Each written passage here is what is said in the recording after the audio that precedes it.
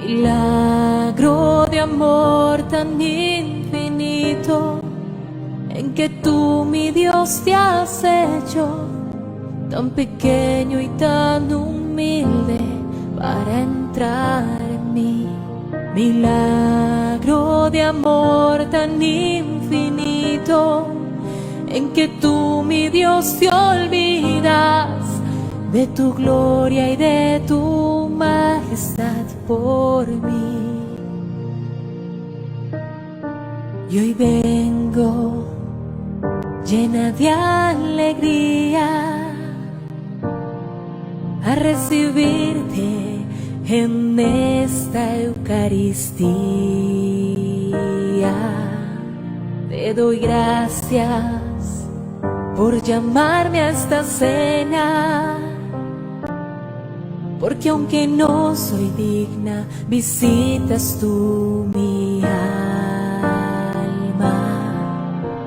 Milagro de amor tan infinito, en que tú, mi Dios, te has hecho tan pequeño y tan humilde para entrar en mí. Milagro de amor tan infinito, en que tú, mi Dios, കരഞ്ഞുകൊണ്ട് വിശുദ്ധ കുർബാന കൊടുക്കുന്ന ഡീക്കന്റെ വീഡിയോ ഏറ്റെടുത്ത് വിശ്വാസി സമൂഹം. അമേരിക്കയിലെ ഹോണ്ടുറാസിയിലെ saint Peter's the apostolate കത്തീഡ്രലിലാണ് സംഭവം. കത്തീഡ്രലിൽ പുതുതായി നിയമിതനായ ഡീക്കൻ വിശുദ്ധ കുർബാന ജനങ്ങൾക്ക് കൊടുക്കുന്നതിനിടയിലാണ് വികാര നിർഭരനായത്.